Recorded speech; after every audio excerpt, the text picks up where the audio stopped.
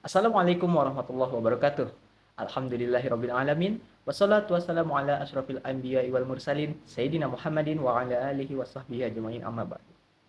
Halo semuanya, di sini saya William Hidayatullah dan rekan saya Muhammad Faisal. Kami dari kelompok 3 akan membahas mengenai apa itu manajemen dan apa itu organisasi. Baik, di kesempatan kali ini kita akan sama-sama mempelajari, menggali lebih dalam pengertian dari manajemen itu seperti apa dan fungsi-fungsi manajemen itu seperti apa. Baik, kita akan masuk ke dalam pengertian dari manajemen tersebut. Menurut sebagian pakar, yakni Mary Porter Follett menjelaskan, manajemen merupakan suatu seni dalam menyelesaikan suatu pekerjaan melalui orang lain. Dan menurut pakar yang lain, seperti James F. Stoner, manajemen adalah proses perencanaan, pengorganisasian, pengarahan, pengawasan usaha-usaha anggota organisasi, dan penggunaan sumber daya sumber daya organisasi lainnya agar mencapai suatu tujuan yang telah ditetapkan. Seperti itu. Menurut sebagian pakar yang lain, seperti Chuck William, menjelaskan bahwasanya manajemen adalah menyelesaikan pekerjaan melalui orang lain. Jadi, seorang manajer bukanlah mengerjakan semua pekerjaannya sendiri, melainkan dia bekerja melalui orang-orang yang memiliki kemampuan-kemampuan teknis di lapangan tanpa mengerjakan teknisnya. Walaupun bukan berarti seorang manajer tidak memiliki kemampuan teknis tersebut.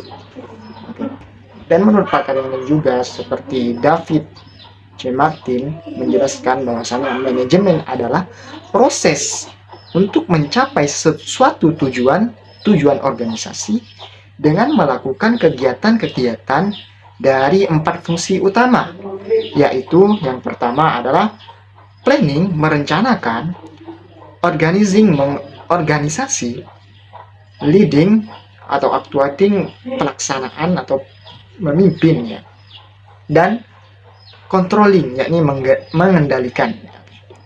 Kita akan lanjut mengenai fungsi-fungsi dari manajemen tersebut.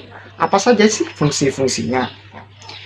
Oke, seperti yang dijelaskan oleh para pakar tadi, ada empat fungsi dari manajemen, fungsi utama dari suatu manajemen. Yang pertama tadi adalah planning. Planning adalah perencanaan. Apa sih planning itu? Yaitu planning adalah proses untuk menentukan tujuan yang akan dicapai serta langkah-langkah yang harus diambil untuk mencapai, meliputi penetapan sasaran, merumuskan tujuan, menetapkan strategi, membuat strategi, mengembangkan, dan mengkoordinasikan kegiatan. Oke, itu dari penjelasan dari planning. Yang kedua, yakni organizing atau pengorganisasian. Apa sih organizing itu? Organizing adalah proses pemberian tugas atau pengalokasian sumber daya serta pengetahuan kegiatan secara terkoordinir kepada setiap individu dan kelompok untuk menerapkan siapa yang akan melaksanakan tugas dan pekerjaan serta siapa yang akan bekerja untuk siapa. Seperti itu. Yang ketiga, ya, fungsi utama yang ketiga, yakni leading atau actuating. Pelaksanaan. Seperti apa itu leading atau actuating itu? Yakni leading adalah atau actuating adalah proses menumbuhkan semangat kepada karyawan agar bekerja dengan baik, membimbing mereka untuk melaksanakan kegiatan yang sesuai rencana dalam rangka mencapai tujuan, memberi inspirasi dan motivasi kepada karyawan untuk berusaha keras, ya, mencapai sasaran manajemen tersebut, ya, sasaran suatu manajemen tersebut. Itu Yang ketiga, fungsi manajemen yang keempat ya, ini apa? Controlling. Controlling adalah pengendalian. Ya, bisa disebut seperti itu. Untuk lebih jelas, kita akan jelas. Controlling adalah proses mengukur kinerja, membandingkan antara hasil sesungguhnya dengan rencana yang telah ditetapkan. Disebut serta mengambil tindakan koreksi yang diperlukan. Ya. Jadi menurut penjelasan di atas, ya, menurut penjelasan yang telah kami paparkan ini, dapat kita simpulkan bahwasanya manajemen itu adalah aktivitas yang terdiri dari planning, perencanaan, organizing, pengorganisasian, leading atau actuating, pelaksanaan, dan controlling, pengendalian. Untuk apa? Untuk mencapai tujuan secara efektif dan efisien.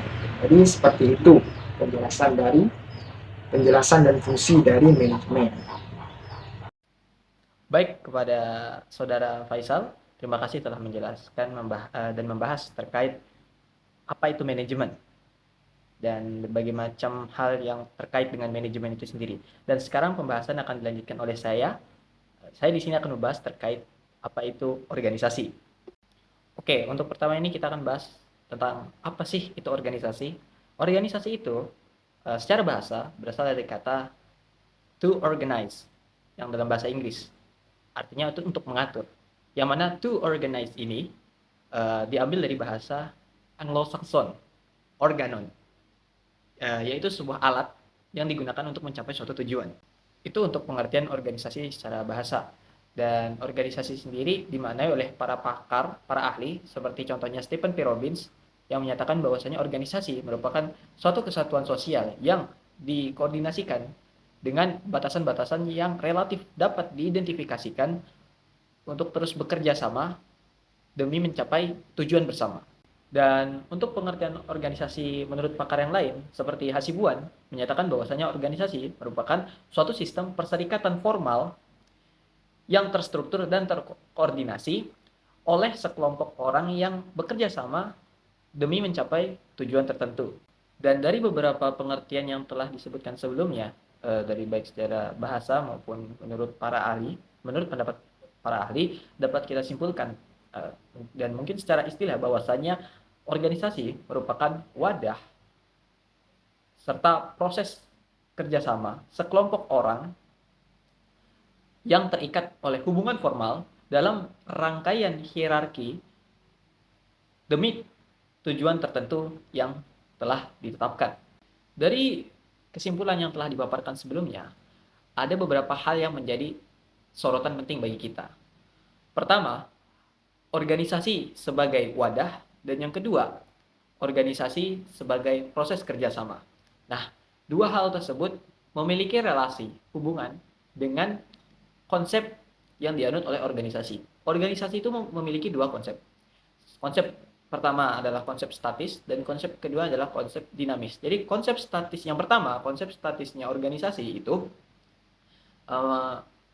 berkaitan dengan organisasi ini sebagai wadah yang berisikan orang-orang yang bekerja sama dan terikat oleh suatu hubungan untuk mencapai suatu tujuan tertentu. Jadi konsep organisasi secara statis itu bisa dikatakan bahwasanya organisasi ini hanyalah sebuah wadah, sebuah tempat berkumpulnya orang-orang gitu kan, yang bekerja sama dan memiliki hubungan formal terikat oleh aturan untuk mencapai suatu tujuan tertentu. Kemudian yang kedua, konsep dinamisnya organisasi ini berkaitan dengan organisasi yang sebagai fungsi manajemen. Organisasi dalam fungsi manajemen ini ada kaitannya dengan fungsi manajemen, organizing. Jadi organisasinya itu sifatnya itu dinamis. Bahwasanya organisasi ini merupakan sistem yang mengatur sekelompok orang yang menjadi aturannya, yang mengatur daripada orang-orang yang di dalamnya itu. Sistem aturannya itu sendiri. Jadi organisasi secara konsep dinamis. Oke, setelah kita membahas mengenai konsep dari organisasi itu sendiri, baik secara statis maupun dinamis, nah, kemudian kita akan masuk ke prinsip-prinsip yang ada dalam organisasi itu sendiri, prinsip yang dianut oleh organisasi itu sendiri. Oke, untuk prinsip yang pertama itu ada pembagian kerja.